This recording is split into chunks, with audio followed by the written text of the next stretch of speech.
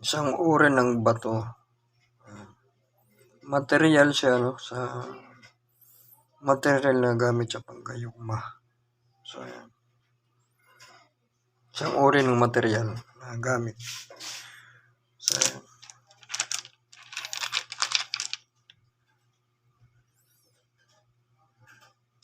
Stalagmite kung tawagin. Ayan. Stalagmite na bato. Nakukuha ito sa mga kuweba.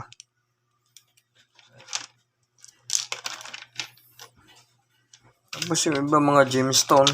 Yung iba nito mga gemstone na. Ito yung, yan mayroong nakita natin dito. Isang tinatawag na mutya ng langka. So ayan, isang piraso rin dito. Tapos ito yung mga gemstone. Ayan. Mga gemstone. Ayan. Mga napakaganda mga bato. Gemstone. So, ayan.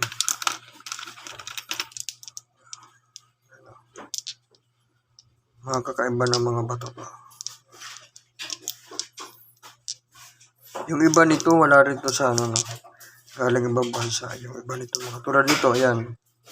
Yan sa ibang bansa yata galing ito. Ayan. Mga Asia country din. Ayan. Mga gemstone. Tapos ito ganun din mga sa ibang rin to. Ibang bansa rin yan galing. Pati ito. Ayan. Ibang bansa rin yung galing sila. So ayan. Mga ibang mga natin. Tapos yung mga umo. Ayan. Yung mga umo. Ayan, may tatlong black umo. Ayan. Ay, dalawang dalawang green kasi bad nabasa ng tubig. So lumitaw yung lumitaw yung niya, yung kulay niya. So ayan. Ito brown umo, tapos ito yung isa black, isa green. So, ayan. Tapos ito yung mga white. Yan, mga white umo. Itong isa medyo malaki na siya. So ayan.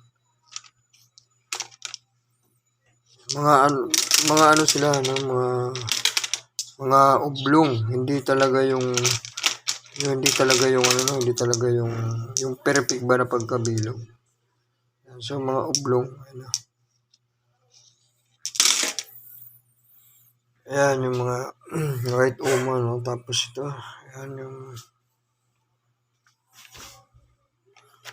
sa ngayon makakita, ayan, kahoy na naging bato. So ayan, tapos itong mga litob. Ayan, mga litob na naging bato. Ayan,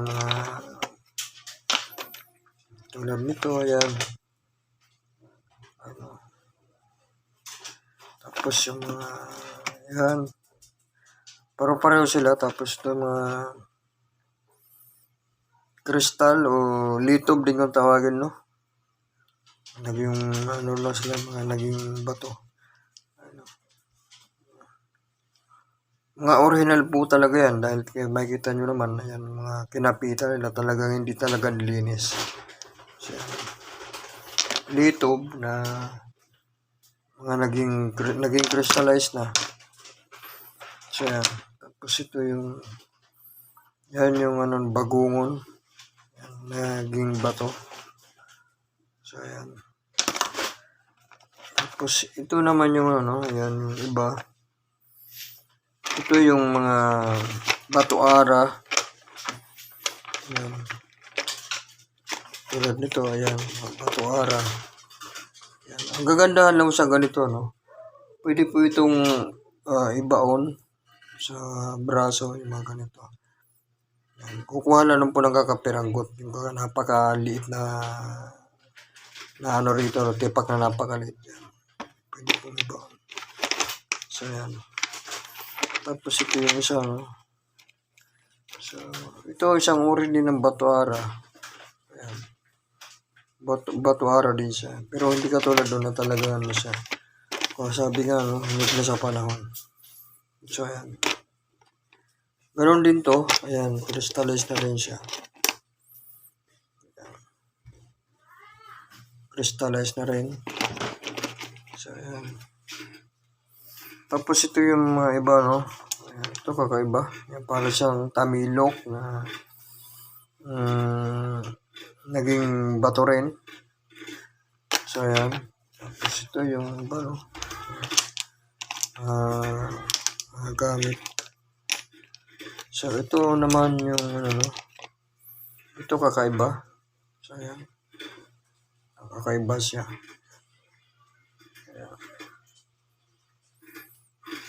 Para po siyang pinagbahayan ng, ano, no? Para siyang pinagbahayan ng langgam. So, ayan. Talagang, ano siya, kakaiba. Kakaiba siya na bato. Labas talaga yung ano niya, yung kulay niya pag nababasa ng tubig. So, yan.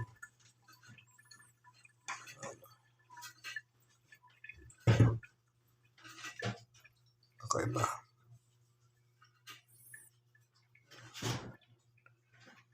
Kung tawagin niya po, yung mga ganito, no, kung tawagin niya po ng iba, yan. At tawag din nila na pinagbahayan ng ano, no. At tawag na pinagbahayan ng langgam. So, ayan. So, ayan yung mga, ano, no, mga ibang mga gamit. So, ito kakaiba. Isang uri ng kahoy na naging bato. Ayan. Isang uri ng kahoy na naging bato. So, ayan, napakaganda rin ito. Ayan, pandipinsa. Ayan, ang iba nito, ano, ginagamit sa pagsangkap sa mga gamit. Gumawa man ng garapa or bao.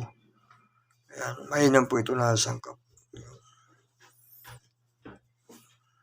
Kahoy na naging bato. So, ayan. Mga iba nating mga gamit.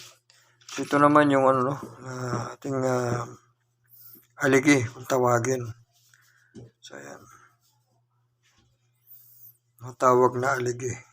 Ayan. So, ayan yung mga ano natin, ang mga gamit. Tapos ito, ayan. Ito kakaiba siya na ano, no, shell na naging bato. So, ayan. Kakaiba rin siya na, ano rin po ito, sa kabal. Ayan. Kasi isang uri siyang shell. Mga nakatutulad po ito sa, ano, no, sa bagungon at saka sa suso. Ayan. Sa kabal, yan, mainam po ito. Ayan. Natawag na mutya. So, ayan.